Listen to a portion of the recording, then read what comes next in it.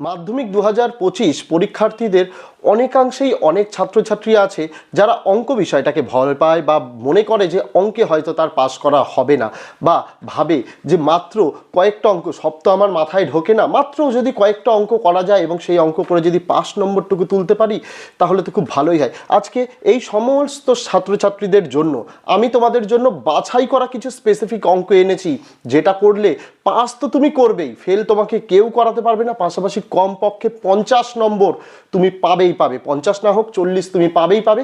সেই রকম সাজেশন আজকে তোমাদের জন্য নিয়ে এসেছি। টেক্সট বইটা নিজের কাছে রেখে দাও, যে যে অঙ্ক বলবো শুধুমাত্র সেই অঙ্ক যদি প্র্যাকটিস করো, মিলিয়ে নিও, টেস্ট পরীক্ষায়ও তুমি যেমন ভালো নম্বর পাবে। ভালো নম্বর বলতে যারা চিন্তা করছিলে যে পাস করব না, তারা কম করে 40 নম্বর পাবেই পাবে, এইটুকু গ্যারান্টি দিলাম। এবং যারা ভালো স্টুডেন্ট আছো, যারা সব অঙ্ক ভালো করে প্র্যাকটিস করতে চাও, 90 কমন পেতে চাও, তাদের জন্য সাজেশন গতকালই দিয়েছি, তারা সেই সাজেশনটা ফলো করবে। আজকের সাজেশনটা শুধুমাত্র সেই সকল ভাই বোনেদের জন্য যারা চিন্তায় আছে অঙ্ক পরীক্ষা নিয়ে বা অঙ্কে পাস করা নিয়ে, সেটা শুধুমাত্র টেস্ট বলে নয়, ফাইনাল পরীক্ষার জন্য। শুধুমাত্র এগুলোকেই তোমাদের প্র্যাকটিস করে যেতে হবে। চ্যালেঞ্জ করলাম, পাস তো তুমি করবেই, 40 থেকে 50 নম্বর তুমি অঙ্কে পাবেই। গোটা ভিডিওটা দেখতে লাগো। আমি এই ভিডিওর ডেসক্রিপশন এবং ফার্স্ট কমেন্টে তোমাদের মাধ্যমিকের জন্য 7টা বিষয়েরই, বাংলা, অঙ্ক, ইংরেজি, ইতিহাস, ভূগোল, জীবনবিজ্ঞান, ভৌতবিজ্ঞান, সকল বিষয়ের উত্তর সহ পিডিএফ দিয়েছি।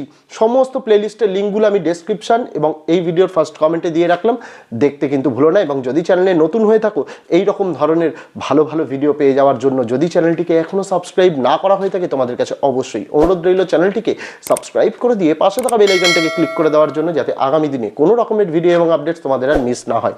দেখো, আমি যে অঙ্কগুলো বলবো তার আগে ভালোভাবে তোমাদের বুঝে নিতে হবে জিনিসটা। আমি কত নম্বর দাগে কোন অঙ্ক থাকবে সেটাও তোমাদের কিন্তু বলে দেবো, খুব ভালোভাবে বুঝে নেবে। এই ভিডিওতে আমি অন্য কিছু দেখাবো না, শুধু ভালোভাবে যেটা বলে দেবো, টেক্সট বইটা খোলো সেটাই। প্রথমে আলোচনা করব তোমাদের উপপাদ্য নিয়ে। যারা দুর্বল ছাত্রছাত্রী আছো, উপপাদ্য তোমাদের কিন্তু করতেই হবে, 5 নম্বর তাতে রয়েছে। যখন প্রশ্নপত্র তুমি পাবে, সেটা টেস্ট পরীক্ষা বলো বা ফাইনাল পরীক্ষা বলো, 9 নম্বর দাগে তোমাদের দুটো উপপাদ্য দেবে করতে, যে কোনো একটির উত্তর লিখতে হয়। আমি তোমাদের বলে দিচ্ছি, যারা দুর্বল ছাত্রছাত্রী, দুটো উপপাদ্য ভালোভাবে তোমাদের করতেই হবে, একটি চোখ বন্ধ করে, টেস্ট ফাইনাল দুটোতেই পাবে। প্রথম হচ্ছে উপপাদ্য 48, বইয়ের পৃষ্ঠা নম্বর 255-তে পাবে। চলে যাও 255 নম্বর পৃষ্ঠায়। তোমাদের কোশ্চেনটা কিভাবে দেওয়া থাকবে সেটা হচ্ছে এই রকম ভাবে কোশ্চেন দেওয়া থাকবে, বলবে প্রমাণ করো। সেটা হচ্ছে যে কোনো সমকোণী ত্রিভুজের সমকৌণিক বিন্দু থেকে অতিভুজের ওপর লম্ব অঙ্কন করলে এই লম্বের উভয় পার্শ্বস্থিত ত্রিভুজদ্বয় সদৃশ এবং ওই ত্রিভুজগুলির প্রত্যেকে মূল ত্রিভুজের সঙ্গে সদৃশ হবে। এটা পৃষ্ঠা নম্বর 255-তে পাবে, উপপাদ্য নম্বর 48। খুব সোজা উপপাদ্য, এটা তোমাদের করতেই হচ্ছে।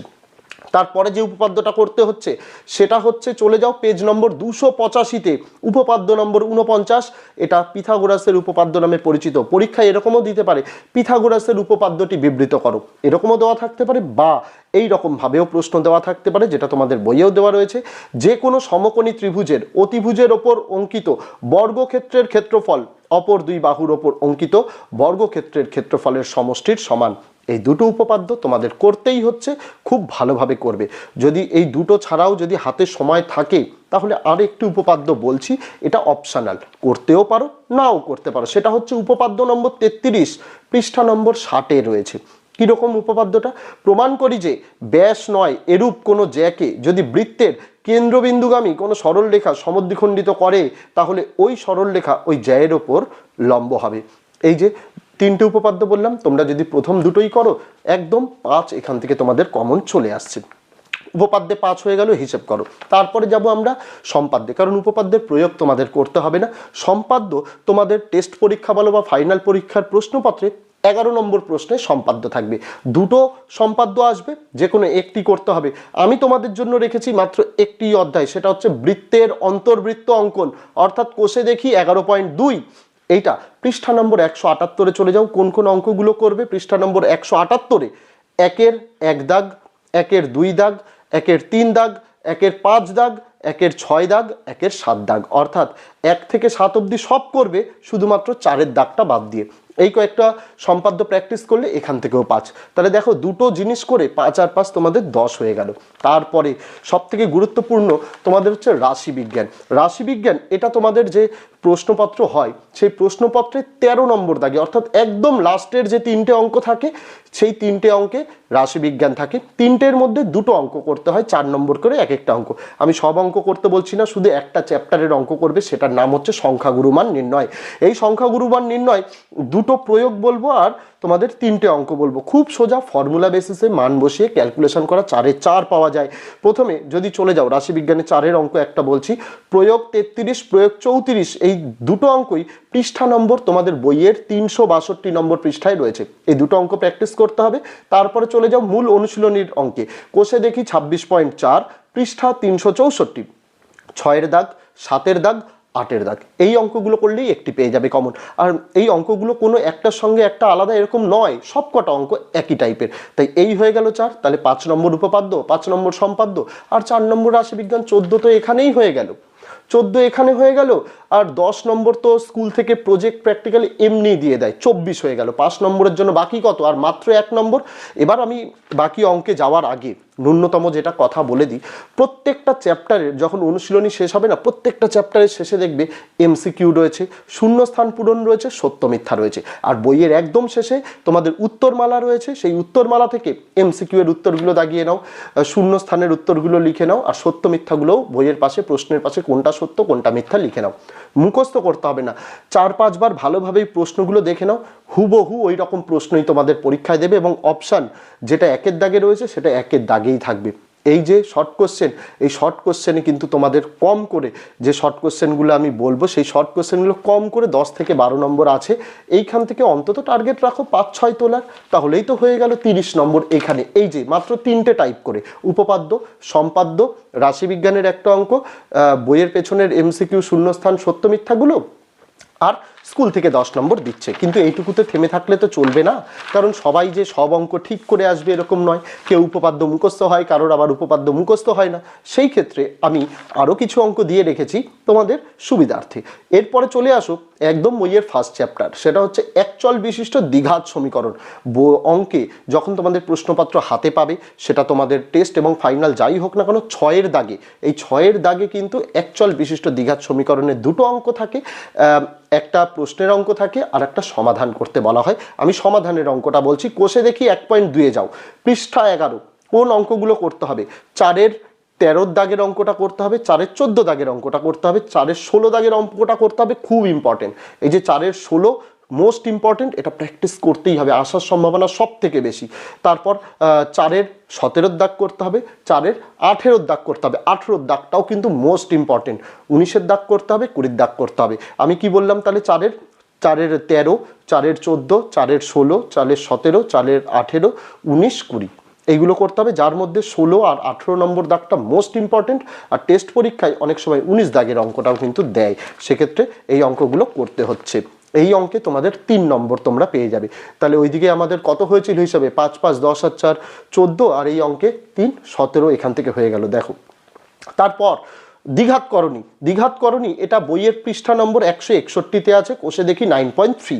এখান থেকেও 3 নম্বর কিন্তু তোমাদের কিন্তু আসবে পরীক্ষায়। যে অঙ্কগুলো এখান থেকে করতে হবে, বেশি অঙ্ক নয়। 1-এর B-এর দাগের অঙ্কটা করতে হবে, 2-এর B, C আর D এই 3টে অঙ্ক করতে হবে, আর 5-এর দাগের অঙ্ক, 8-এর দাগের অঙ্ক, এই অঙ্কগুলো করতে হবে। আরও একবার বলি, 1-এর B দাগের অঙ্ক, 2-এর B, C আর D এর অঙ্কটা, 5-এর অঙ্কটা আর 8-এর অঙ্কটা করতে হবে। তারপরে এই যে 3 আরও হয়ে গেল। তারপরে আবার আমরা চলে যাব ভেদ। ভেদের প্রশ্ন মূলত তোমরা পরীক্ষায় 7-এর দাগে কোশ্চেন নাম্বার 7-এ ভেদের অঙ্ক পাবে। এটা পেজ নম্বর 196-এ চলে যাও, কোষে দেখি 13। কোষে দেখি 13-র তোমাদের যেটা করতে হবে, 3-এর 3 দাগের অঙ্কটা করতে হবে, 8-এর দাগের অঙ্কটা করতে হবে, 14-এর দাগের অঙ্কটা। তাহলে অনুশীলনী থেকে 3টে অঙ্ক বললাম, 3-এর 3, 8-এর দাগ আর 14-এর দাগ। আর প্রয়োগ, এই ভেদের যে প্রয়োগ করতে হবে, চলে যাও পেজ নম্বর 192-এ, প্রয়োগ 18টা করবে, আর ঠিক তার পরের পেজে 193-এ প্রয়োগ 19 করবে। এই অঙ্কগুলো ভেদ থেকে করতে হবে, এখানেও 3। তাহলে কত হলো? 14 আর 3 17 আর 3 20 আর 3 23, ভেদ অবধি 23 নম্বর হয়ে গেল। তারপরে চলে আসবো অংশীদারি কারবার, কারণ আমরা জানি পাটিগণিত থেকে 2টো অঙ্ক আসে, একটি করতে হয়, 5 নম্বর থাকে। এই চ্যাপ্টারটা কিন্তু তোমাদের করতেই হবে। অংশীদারি কারবার, পেজ নম্বর 203-এ চলে যাও, কোষে দেখি 14। ঠিক আছে, কোন কোন অঙ্ক করবে? 7-এর দাগ, 8-এর দাগ, 9-এর দাগেরটা খুব ইম্পর্টেন্ট, তারপর 10-এর দাগ, 11-র দাগ, 12-র দাগ, 12-র দাগেরটাও খুব ইম্পর্টেন্ট, 13, 14, 15। তাহলে কোথা থেকে অঙ্ক শুরু করবে? 7 থেকে 15 অবধি সব অঙ্কই করতে হবে, শুধুমাত্র 9 এবং 12টা মোস্ট ইম্পর্টেন্ট, এটা মাথায় রাখতে হবে। এটা মূলত তোমাদের যে প্রশ্নপত্র পাবে তার 5 নম্বর দাগে এই পাটিগণিতের অঙ্ক থাকবে। তারপর চলে যাই একটু ত্রিকোণমিতি বলে দিই। ত্রিকোণমিতির আমি একটি সোজা চ্যাপ্টারের কথা বলবো, সেটা হচ্ছে পুরক্ষণ। এখান থেকেও তোমাদের 3 নম্বর আসবে। কোশ্চেন নম্বর 12-তে 3টে ত্রিকোণমিতির অঙ্ক থাকে, সেই 3টে ত্রিকোণমিতির অঙ্কের একটি অঙ্ক পুরক্ষণ থেকে থাকে, কোশ্চেন নম্বর 12-তে পাবে। তোমরা চলে যাও কোষে দেখি 24। ঠিক আছে, কোষে দেখি 24-এ তোমাদের 5-এর দাগেরটা করতে হবে আর 8-এর দাগেরটা করতে হবে। এই দুটো অঙ্ক মাত্র বললাম, 5-এর দাগ আর 8-এর দাগ। 8-এর দাগটা আসার সম্ভাবনাই সব থেকে বেশি, মোস্ট ইম্পর্টেন্ট অঙ্ক। এটা প্র্যাকটিস খুব ভালোভাবে করতে হবে। আর একটাই প্রয়োগ বলবো, পৃষ্ঠা নম্বর 315-তে প্রয়োগ 12। এই কয়েকটা পুরক্ষণ থেকে করতে হচ্ছে, তাহলে এখানে আরও 3 তোমাদের হয়ে গেল, আর আগের 5, তাহলে কত হলো? 23 আর 5 28 আর 3 31 এখানে হয়ে গেল। আর একটি মাত্র চ্যাপ্টার বলবো, যদি সময় থাকে দেখে নিও, কোষে দেখি 20, ত্রিকোণমিতি কোন পরিমাপের ধারণা। এটাও ওই ত্রিকোণমিতির যেহেতু অঙ্ক, তাই 12 নম্বর দাগে তোমরা এই অঙ্কটা পাবে। কোষে দেখি 20-র যে অঙ্কগুলো করতে হবে, 4, 5, 6, 7, 8, এই 5টা অঙ্ক করতে হবে। 4, 5, 6, 7, 8, তাহলে মোট কত হলো? এখানে তোমাদের 34 বললাম। ওদিক থেকে বললাম এমসিকিউ, শূন্যস্থান পূরণ, সত্য মিথ্যা, এগুলো থেকে 5, 6 তোমাদের ম্যানেজ করে নিতে হবে, কারণ বইয়ের পেছনেই উত্তর দেওয়া রয়েছে, শুধু দেখে একবার মনে রাখতে হবে। তাহলে 34 আর 6 কত? 40, আর 10 নম্বর স্কুল থেকে 50 খুব সহজে পাবে। যারা অল্প প্র্যাকটিস করে ভালো নম্বর পেতে চাইছো তাদের জন্য এই সাজেশনটা, আর যারা শুধুমাত্র চাইছো যে অঙ্কে আমাকে পাস করতে হবে তাদের জন্য মোক্ষম চ্যাপ্টার কোনগুলো? উপপাদ্য 5 নম্বর রয়েছে, দুটো উপপাদ্য বললাম, উপপাদ্য 48, উপপাদ্য 49। তারপর সম্পাদ্য বললাম, শুধুমাত্র অন্তর্বৃত্ত অঙ্কগুলো বলে দিলাম। তারপর রাশিবিজ্ঞানের সংখ্যাগুরু মানের অঙ্ক করতে হবে 4, 14 হয়ে গেল। তারপরে তোমরা আরও একটা চ্যাপ্টার করতে পারো, সেটা হচ্ছে পাটিগণিতের অংশীদারি কারবার, কোষে দেখি 14। এই যদি 14-র অঙ্কগুলো করো তাহলে 14 আর 5-এ 19 এমনিই হয়ে গেল। আর শর্ট কোশ্চেনে 5, 6 যদি পাও এমনি লিখে তুমি 25 পেয়ে যাবে, আর 10 তো স্কুল থেকে দেবে, তাহলে 35। মানে কত সুবিধা, কত আরামে তুমি যে 5 নম্বর তুলতে পারবে, এটা হয়তো অনেকেরই জানা ছিল না। সকল ছাত্রছাত্রীদের অবগত করার জন্যই আমি এই ভিডিওটা বানালাম। তোমরা কমেন্ট করে জানিও তোমাদের কেমন লাগলো ভিডিওটি, এবং অন্যান্য সকল বিষয়ের ওপর এই রকম অল্প পড়ে যাতে শিওর কমন পাবো এই রকম সাজেশান কি তোমাদের প্রয়োজন আছে, সেটা কিন্তু কমেন্ট করে জানাতে ভুলো না ছাত্রছাত্রীরা। তো আজকে ভিডিওতে এটুকুই ছিল ছাত্রছাত্রীরা, দেখা হচ্ছে তোমাদের সঙ্গে আগামী দিন অন্য কোনো বিষয়, অন্য কোনো ভিডিও নিয়ে। ততদিন সকলে ভালো থেকো, সুস্থ থেকো।